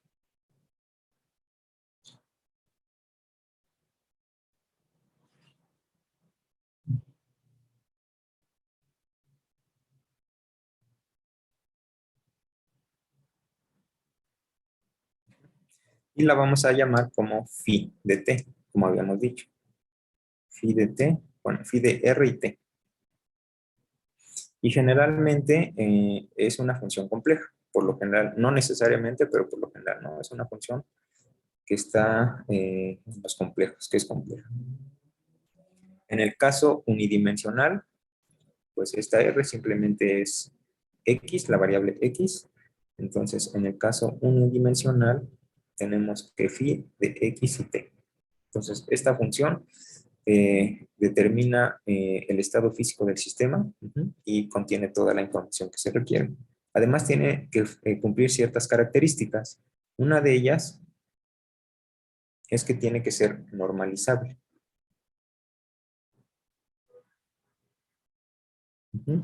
Es decir, si nosotros hacemos la integral en todo el espacio, del, esto es complejo conjugado, como saben, y de x, y esto debe ser igual a 1. Ahora, esto implica que son funciones cuadrado integrales, ¿no? Por ejemplo, la función, si consideramos o tenemos un sistema y nos dicen que la función que describe el sistema es igual a la tangente de x, ¿esto es posible?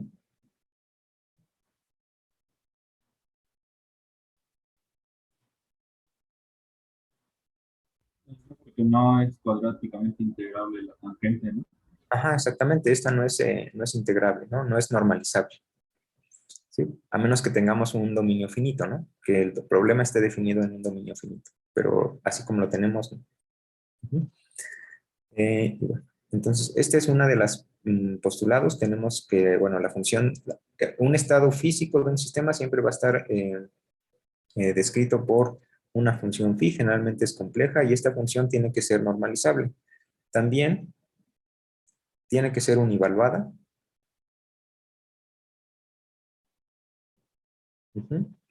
Es decir, para cada valor de la variable independiente, la función de onda solamente puede tomar un solo valor. Por ejemplo, si tenemos una función algo así. Esta función no puede ser una función que describe este sistema físico porque no es univaluada. A un valor de x corresponde, en este caso, dos valores de la función phi, pero una función de este tipo, sí, ¿no? Porque es univaluada. Solamente en el caso de univaluada, pero tiene que ser normalizable y univaluada. Además, tiene que ser continua. La función tiene que ser continua y también, no solo la función, también las derivadas, subderivadas. Entonces, la función y su derivada tienen que ser continua.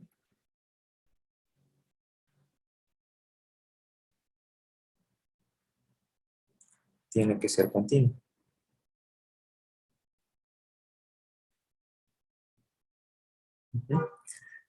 Por ejemplo, esta función podría ser una función de onda en el caso de este criterio de continuo. Pero una función de este tipo, ¿no? A pesar de que es univaluada, no puede ser continua. No puede ser función, no puede describir el sistema porque no es una función continua, tiene una discontinuidad en este punto. Entonces, este es el primer postulado y se refiere a las funciones de onda.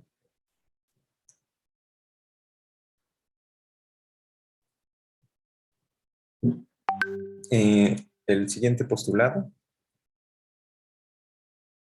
se refiere a las cantidades físicas que podemos medir. Ajá. Entonces, para toda cantidad física que se puede medir, es decir, medible,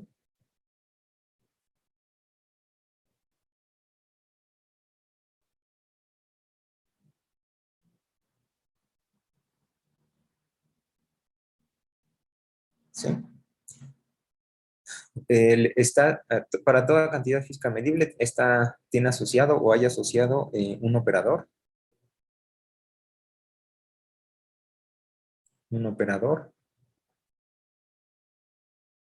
que vamos a denotar como A gorro. Y este operador tiene que ser hermitiano.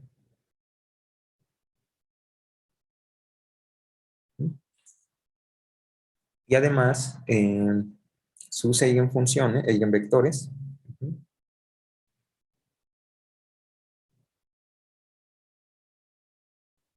forman una base.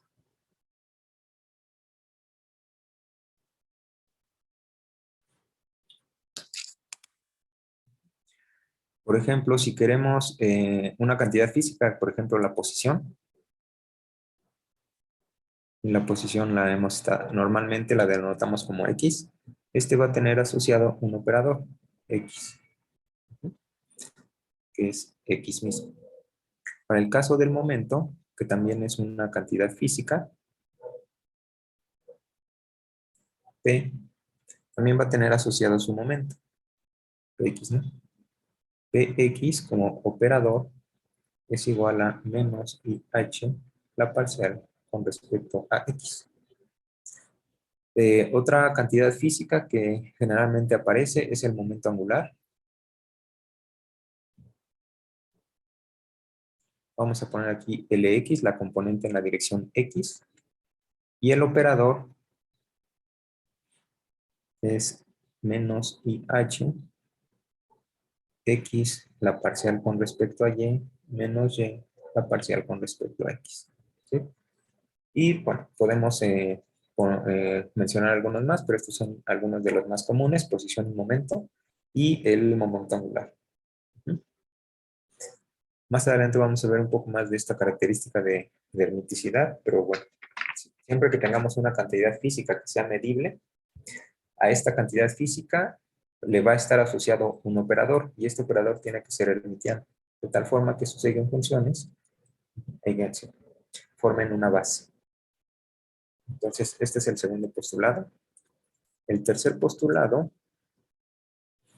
está relacionado con las mediciones de esas observables, ¿no? Porque ya tenemos, si tenemos una observable de un sistema, ya sabemos que, bueno, este segundo postulado nos dice que esa observable, a esa observable está asociado un operador, pero de esa observable, ¿cuáles son las mediciones que podemos obtener? Entonces, eso nos lo dice el tercer postulado, ¿no? Nos dice que la medición de una observable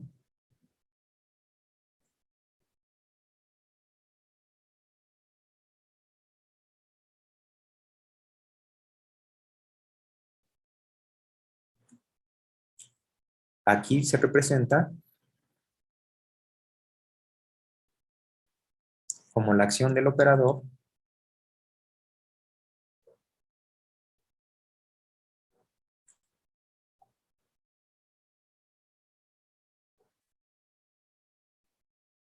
¿no? Sobre la función de onda.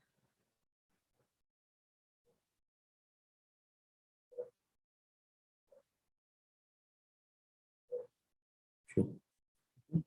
Y los posibles resultados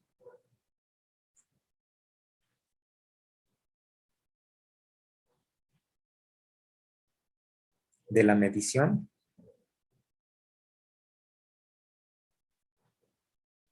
son los valores propios del operador.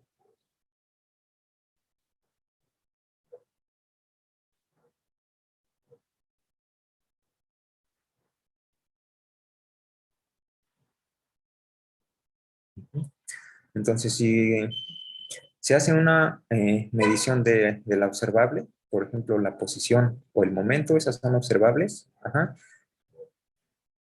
Estas se van a representar como la acción del operador sobre la función de onda. Entonces tendríamos algo de este tipo. Este es el operador asociado a la observable, ajá, actuando sobre la función de onda. Y los posibles resultados de la medición, es decir, los posibles resultados de la posición en momento, son los valores propios del operador. Entonces, esto va a ser igual a A por phi, donde A son los valores propios. En general, esto lo vamos a poner para N, N y N. Ujú. Donde N es un entero. N es 0, 1, 2, etc. Entonces, la acción del operador sobre la función de onda nos va a dar el valor propio multiplicado por la misma función de onda. Y estos valores son los posibles valores que va a tener la observable A, que está representado aquí por este operador A. Entonces, este es el tercer postulado. Y bueno, el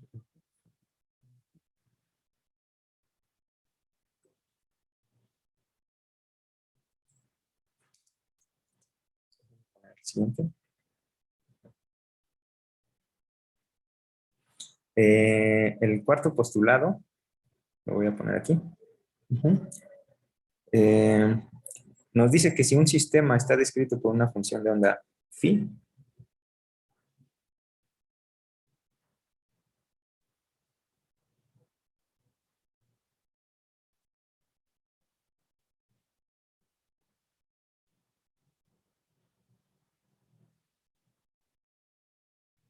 entonces el valor promedio de la observable va a estar dado por la siguiente expresión, ahorita la ponemos, ¿sí?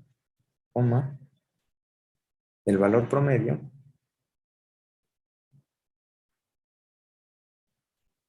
de la observable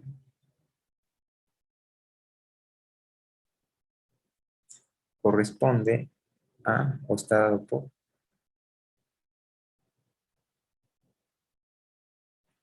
se denota de esta forma, el valor promedio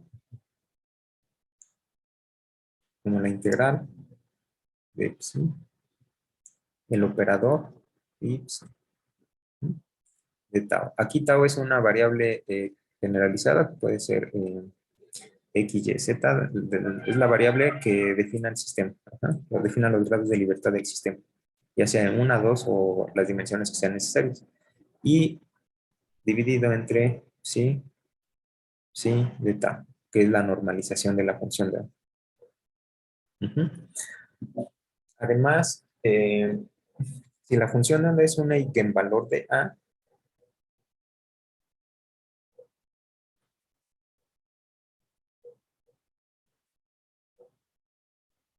si esta función de onda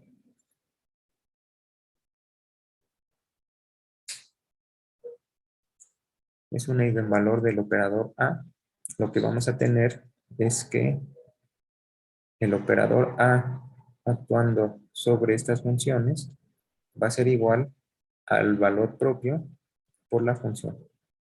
Y aquí el índice, ¿no? Aquí vamos a poner J. J le habíamos puesto N. Aquí simplemente es un índice para diferenciar los diferentes casos, donde J son 0, 1, 2, etcétera, ¿no?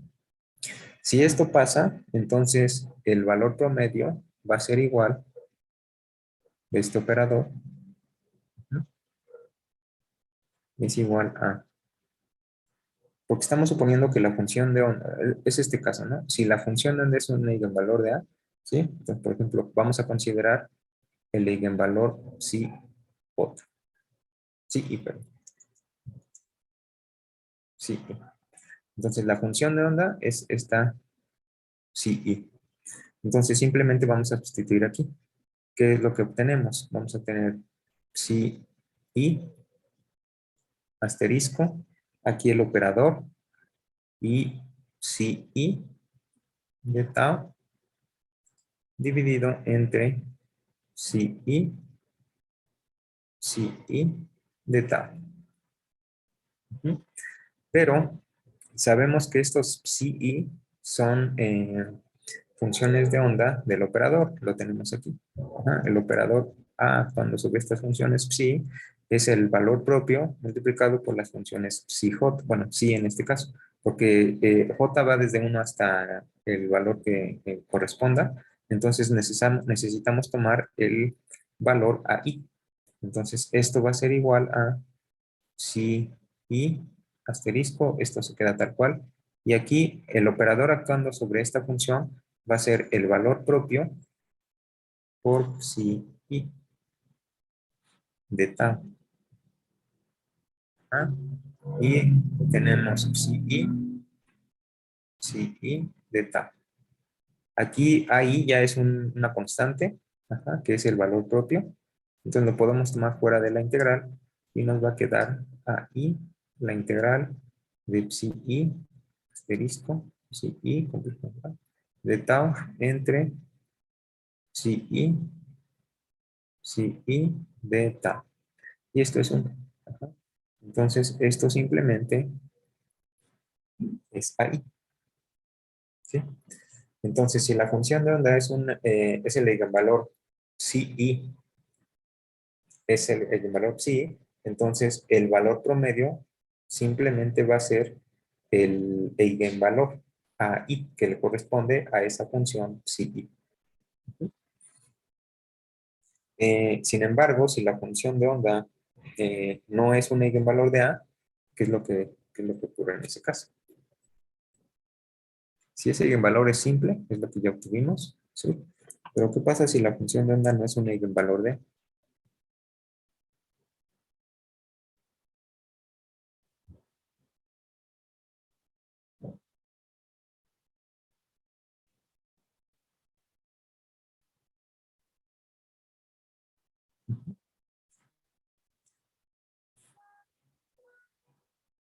Entonces, la función de onda, en general la podemos escribir como una combinación lineal de las funciones phi i.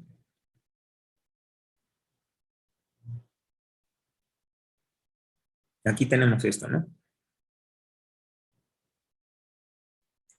Aquí lo que estamos haciendo es tomar el operador, actuando sobre estas funciones phi, perdón, son las funciones de onda del operador A. ¿Sí? Estos son los valores propios multiplicados por las funciones de onda, por estas funciones phi. Este caso que hicimos aquí fue cuando la función de onda es un eigenvalor del operador A, pero no siempre va a ser el caso, ¿sí? Entonces vamos a ver qué pasa cuando no es el caso.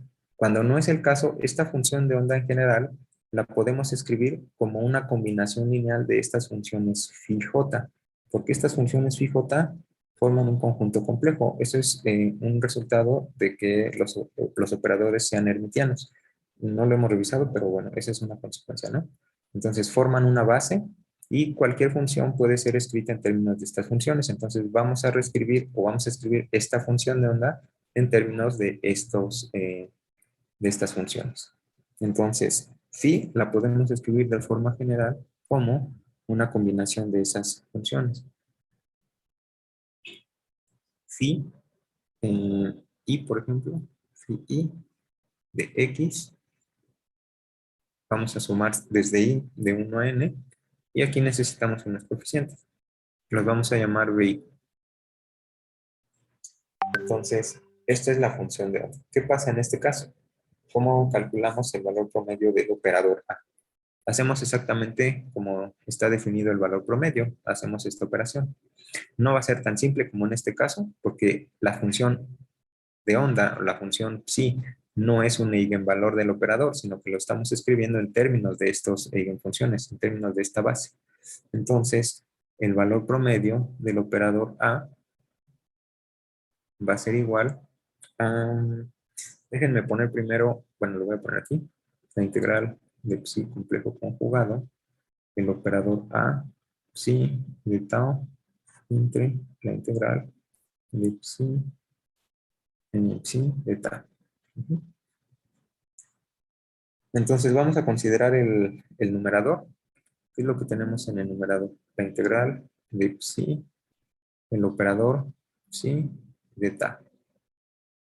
Entonces, ¿qué es lo que obtenemos? Tenemos psi, es esta combinación lineal, la suma sobre i, desde 1 hasta n, de i, psi i, de x,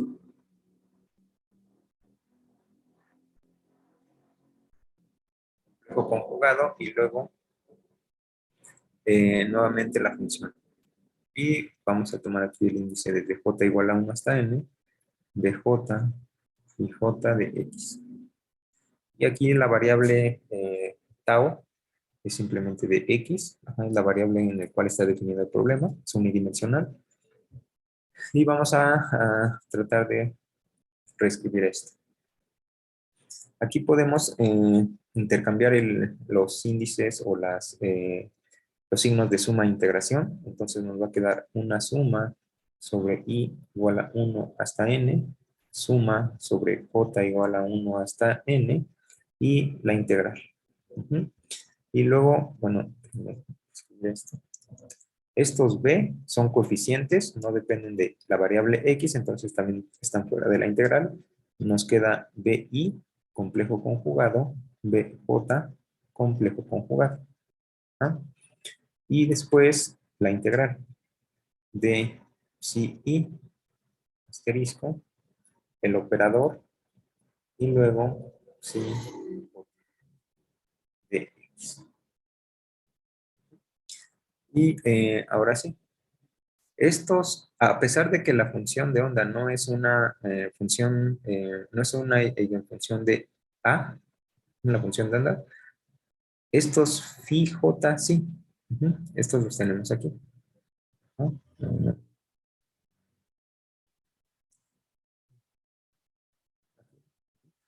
AJ actuando sobre phi j es igual a j, el valor propio por la misma función, que es lo que aparece aquí. Entonces, esto nos queda de la siguiente forma. Aquí voy a poner esta suma en un mismo símbolo. Suma sobre i, suma sobre j. Ambos índices van desde 1 hasta n. Y luego bi, este bj no lleva complejo conjugado. Bi, bj. Y luego la integral de psi i de x. Y aquí, esto de aquí es igual a j phi j de x. Ujú. Entonces, esto nos queda a j phi j de x. De x. Ujú. Y este a es una constante, entonces lo podemos tomar fuera. A j.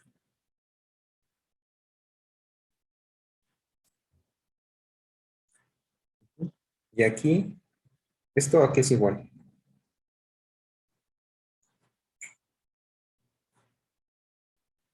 A uno. ¿Por qué a 1?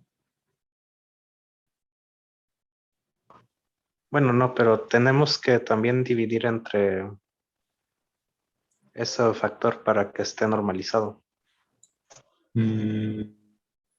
Todavía nos hace falta hacer esta parte, ¿no?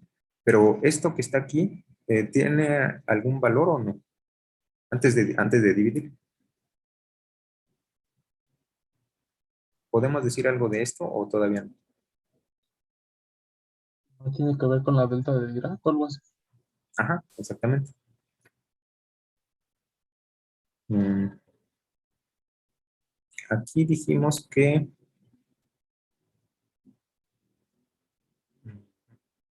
bueno, uno de los postulados es que estos operadores que están representando unas cantidades físicas son operadores hermitianos, ¿sí? El que un operador sea hermitiano implica que sus eigenfunciones son reales y ¿qué más?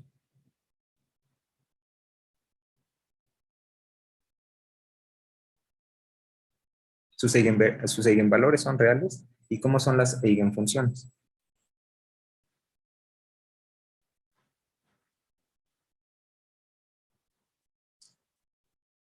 Uno es que forman una base. ¿Ah? Y como forman una base, por eso pudimos hacer esto. Como forman una base, podemos escribir una Ortogonal. función. Ajá. Sí. Ajá, ortogonales, ¿no? Forman una base y podemos escribir cualquier función en términos de esta base. Otra de las características es que estas funciones son ortogonales, ¿sí? Entonces, estas funciones son tales que este producto es una delta IJ. Entonces, esto es delta IJ.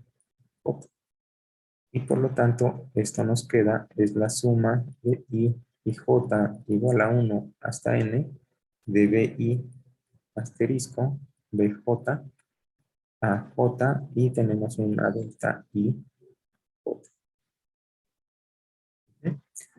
Entonces, esto va a simplificar mucho esta expresión.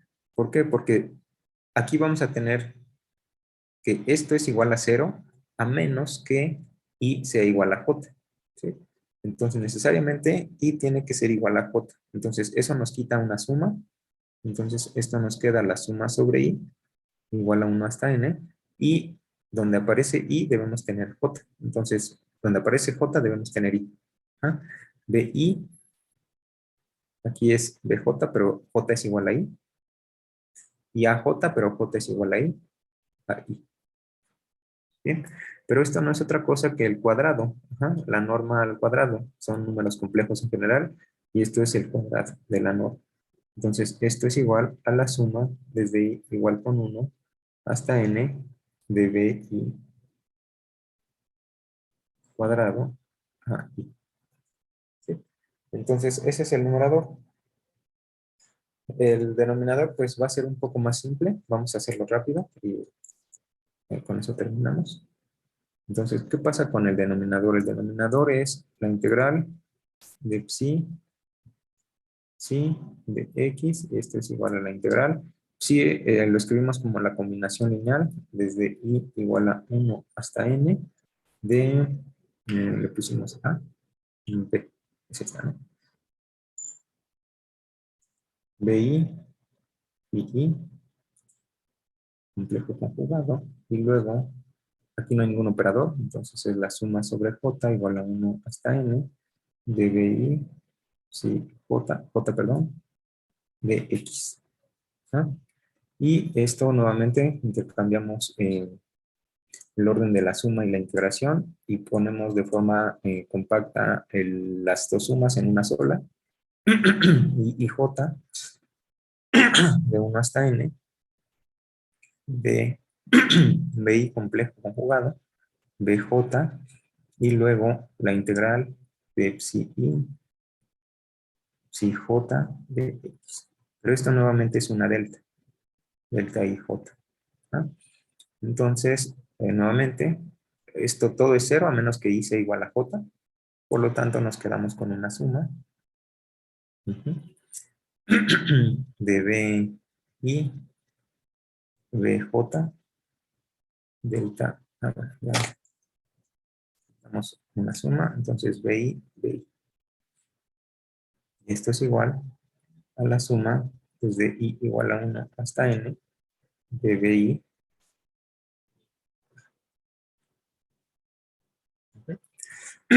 Entonces ya tenemos el valor promedio de la observable A.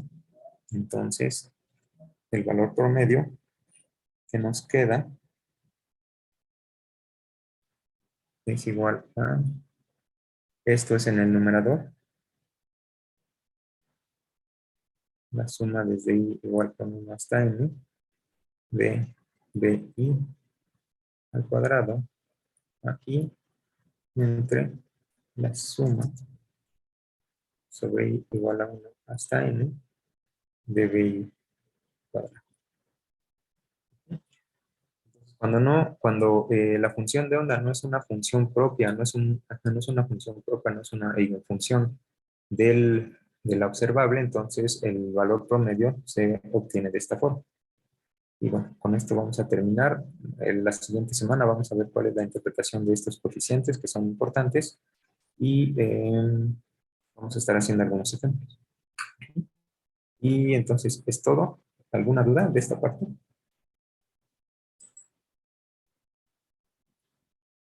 No, profe. Recording stopped. Ok. Entonces, nos vemos la siguiente semana. Recuerden que el próximo miércoles es el segundo examen de termodinámica, que es la última parte de lo que estuvimos viendo, ¿no? Y les voy a enviar unos ejercicios más de la última parte de termodinámica antes de que les envíe los primeros de la parte de mecánica cuántica. Entonces, nos vemos la siguiente semana. Que estén bien.